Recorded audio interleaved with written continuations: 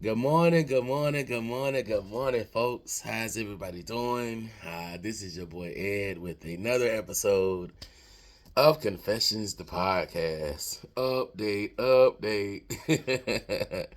so, I know I've been telling you guys for the longest that my book is coming soon. Confessions of a Side Dude. Lamar's story is coming soon. I did tell you guys in the previous episode that I have my copyright. I got my copyright, so that's awesome.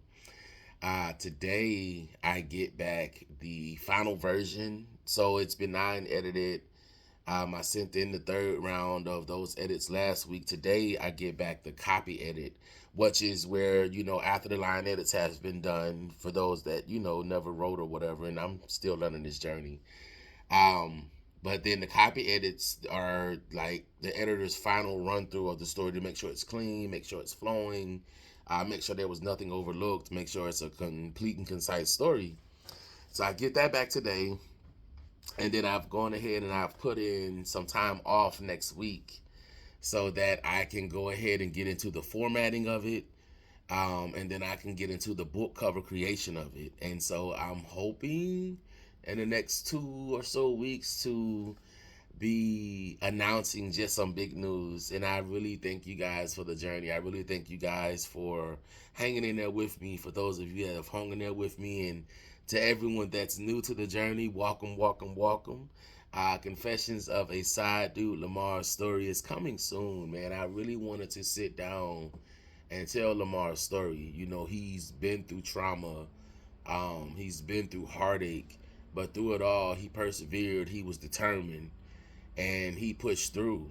But as is true to life, when you have gone through your trauma but haven't dealt with it, it begins to deal with you, and it shows up in the most unlikeliest of ways. And that's happening in this story. So it's like, in spite of all the beautiful shit that's happening, um, slowly but surely there's an unraveling that's occurring. He's not aware of what it is. You know what I'm saying? He's not aware of what it is. And then again, in the midst of these things occurring, and he is identifying that something is wrong, then bam, here come life again. So you'll get a chance to meet these amazing characters that are his network. You'll get a chance to experience the city of Miami through his eyes, and you'll get a chance to tap into conversations wherein um, we actually connect and we work. You know what I'm saying? Because ultimately, for me, it was about the love. It was about the love. And I think that when people think about love, people would like to think that there's an absence of pain, that there's an absence of trial, there's an absence of obstacle, and that's not true. Sincere love, authentic love, and the reason why you'll sometimes come across people who just they sit in it, and it just radiates from them, is because these have been broken people, these have been hurt people, these have been, you know depressed people, sometimes even really dark people, and they found real authentic love, and they never let go of it. They never let it go, and they learn to express it. Like, even this morning, I woke up, first question popped up, even before I was like, thank you, Lord.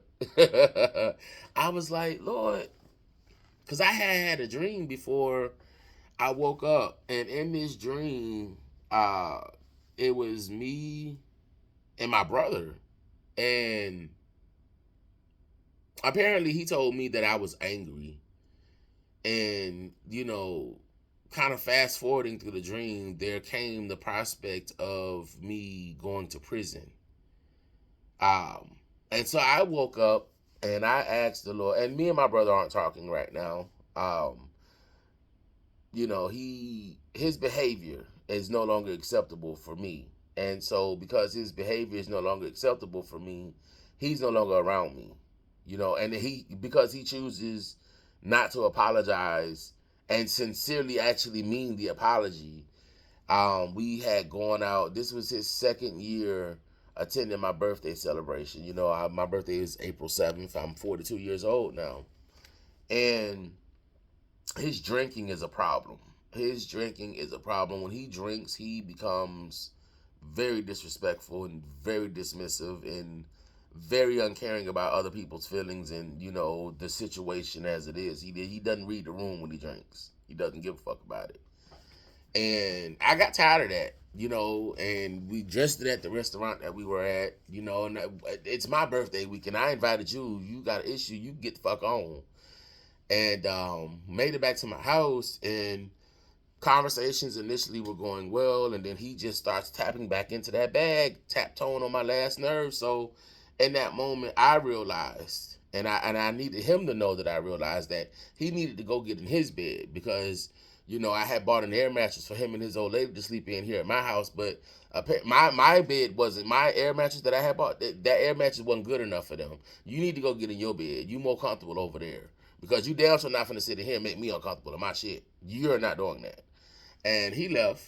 you know Unfortunately, his old lady had to be woken up out of her sleep to leave as well, because she needed to get him there and he couldn't drive, and I was also concerned about his safety.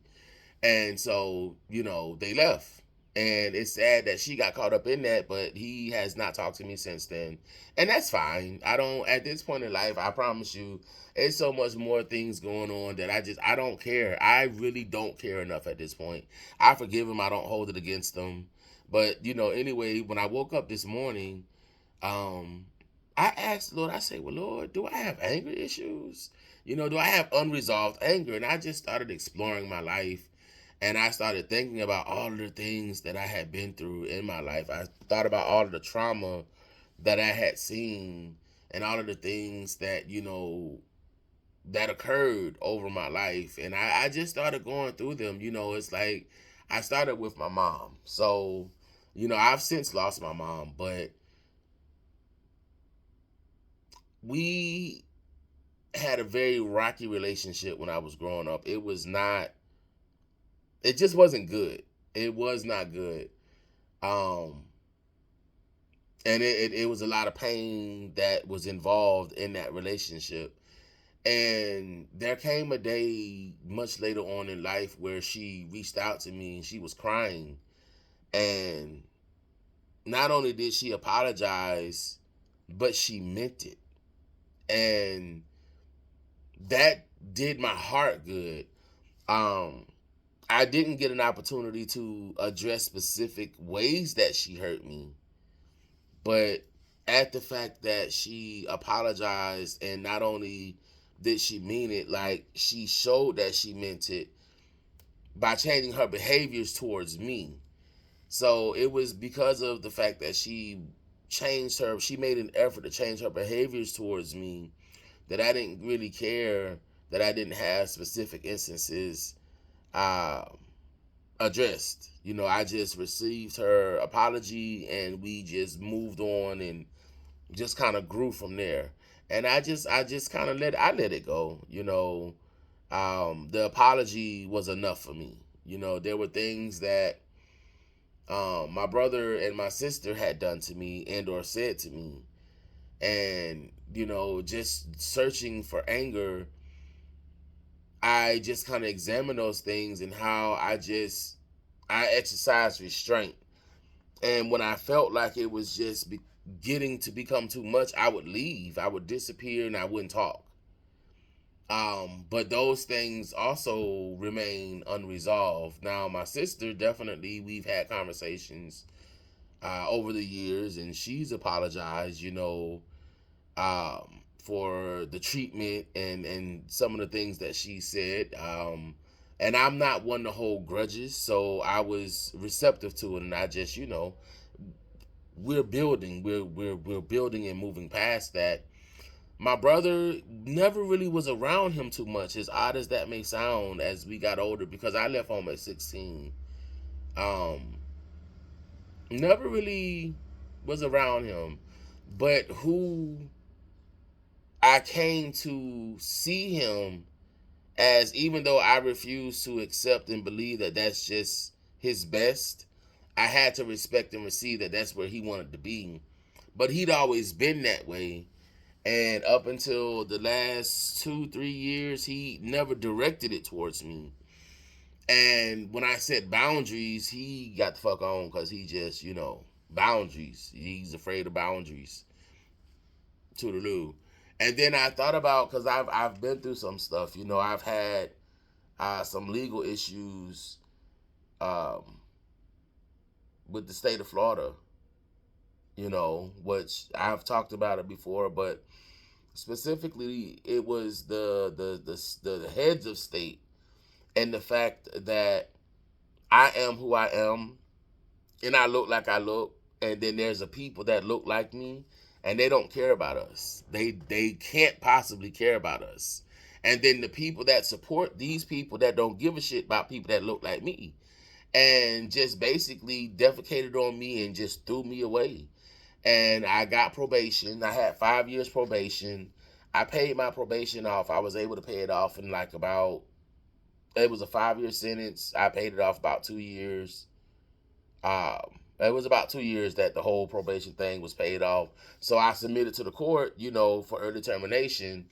Um, the prosecutor, I forgive her, but she was a real nasty bitch. She was a real nasty bitch. They don't care about us in this country, and we're reminded of that every day. But I'll touch on that in a moment.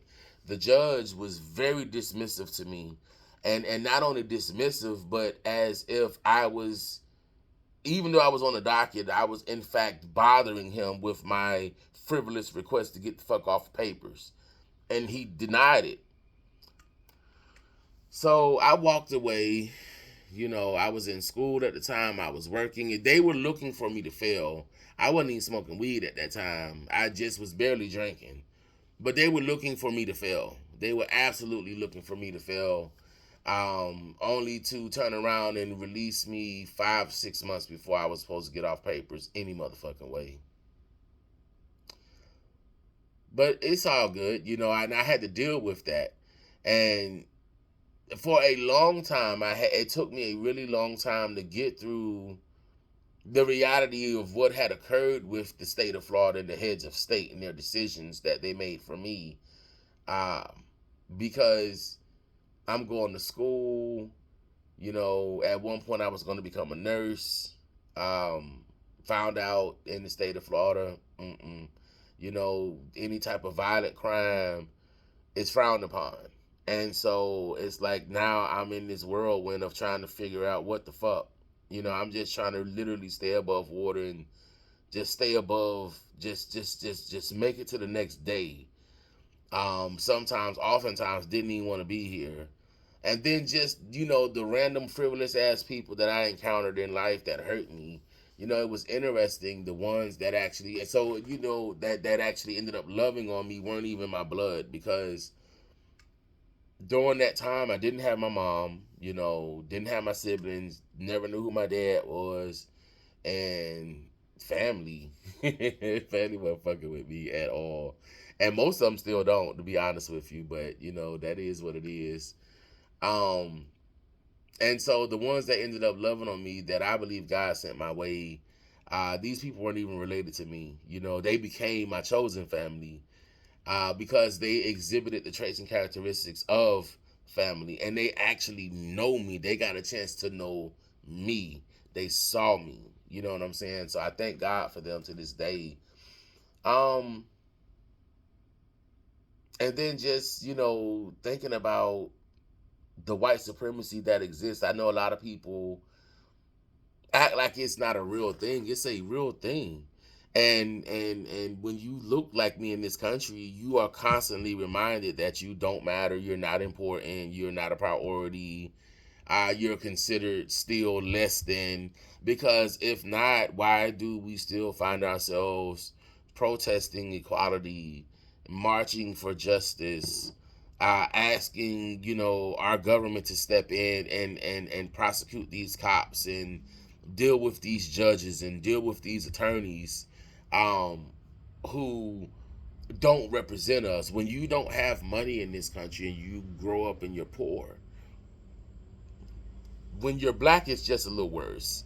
Even though technically you're looked at, everybody that's poor is looked at as the same. But in this country, I guess there was this thing back in the day. At least you're not a nigger. Because it just, to be poor and white, you still was better than the black person. And they remind us of these things every day. The redlining, um, you know, assessing houses at a lower price value when it's known that it's a black home as opposed to a counterpart, and sometimes by hundreds of thousands of dollars. How they would just come in and take your land and don't just nothing. How they took land from people in the past and it was nothing. It's just amazing and it's interesting. This country does not want to deal with its atrocities. They don't want to deal with the blood that is on their hands and on their heads, and it will visitate with them. They don't want to deal with it. They could really avoid so much turmoil and destruction. They could really maybe even have some of the cup that's full evaporate, but it's gonna spill over into their self. Anyway, all that to say, it ultimately turned out to be um, God's unrelenting love for me. He answered me. He answered prayer. He saw me, didn't forget about me. And I know my hill was looking dusty and it was looking hazardous, but God said it was under construction. You know what I'm saying? So that I can sit up on that hill boldly, brightly, um, and with purpose. And that's what's happening. That's what's happening. And so then all of that to say, I don't care what you've been through. Don't even know what you've been through, but I want you to know that you can make it. You can push through. It's when you shift your thought process, when you actually take back your mind, your life shifts around as well. Everything around you shifts around when you begin to understand who God is, and you have to get to know Him for yourself. Like, I believe that you can see glimpses of Him through my life. You know what I'm saying? You could learn a little bit about Him through my life, but you ultimately won't know Him until you get to know Him for yourself. You have to pursue that relationship with Him, and you have to get into that thing for yourself. So I encourage you to never quit. I encourage you to keep on going. I encourage you to see it through, because it's not over, and you may have had a lot of pain and trauma in your life, but God can help you heal through that. You just got to lean on Him. You got to learn how to rest in Him. That's kind of how I still have my sanity today. Because if you just look out and that your vision is limited to the outlook, for me, I wouldn't make it. I wouldn't make it. So when I say I look up, I mean that. I look up to the hills. Literally and spiritually, I look to the hills because that's where my help comes from. My help comes from Him. And I urge and implore you to try Him. Invite Him in and then ask Him for what you need. Ask Him for the help you need. If you need help believing, if you need help receiving, if you need help understanding, if you need help repenting, if you need help submitting, ask Him. And because, see, not only will He give to you, but He'll give to you abundantly, because you are requiring and you're believing, you're requesting of Him, you're petitioning Him.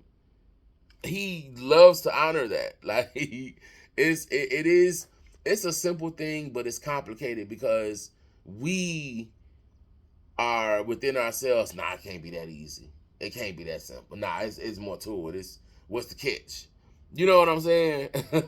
People love free shit until it's free for real. Then it's a catch. I don't know. But anyway, I urge and implore you to try Him. And I call His name Jesus. That's the sweetest name I know. That is the tongue that I was born with. Don't check me, check your facts.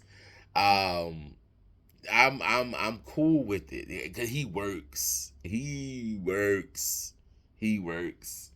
And I urge an employee to get into him and give him a try. Um, and I'll circle back around to the question: am I angry? Mm, I mean, I have bouts, I have moments, but I realize that me living in anger is actually counterproductive to my healing because I'm in a healing journey. I'm on a healing journey, and anger don't go with that. I just as soon as toodle along somewhere and to keep my peace, because for me and my peace, I prefer to not be disturbed in a lot of ways. So I'm continuing to push through. I'm focused on what I believe God called me to do. Confessions of a Side Dude, Lamar Story. Soon coming. I'm gonna do the pre-sales. I'm gonna actually do a pre-sale launch party. Hopefully have a few people, but even if not, it'll just be me. Um, do some raffle tickets, some giveaways, and just have some discussions surrounding the book, and even read a chapter. You know what I'm saying? And I look forward to sharing my baby with the world. And I'm just believing and hoping for your support, because not only are you supporting me, you're gonna get an amazing story, and you also get to firsthand take a seat at the unfolding of the things, the the task within the book. You get an opportunity to experience that firsthand in more ways than one. And so I just want to thank you. It's time for a community, and not just for people who look like me. It's This is a unity thing. But I will say that um I have a special place for my people. Um, I do, and I know that not always have other people had that, and nor have always other people done well by that. I love us because I believe in us. I see us. I hear us. I am us. And I just want us to win. I believe in people. I believe in celebrating people. I believe in encouraging people. I believe in supporting people. And I just want us to heal collectively.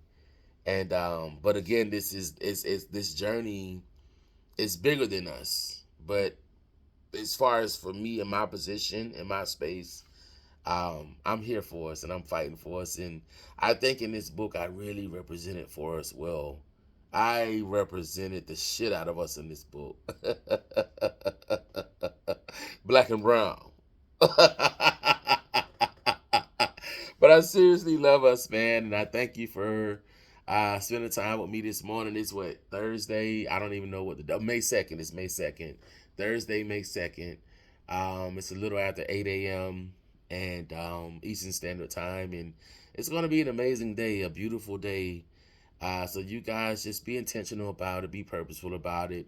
Please don't forget to stop and just tell God thank you for whatever He's done. He woke you up, you got groceries, you got your utilities, your children is good.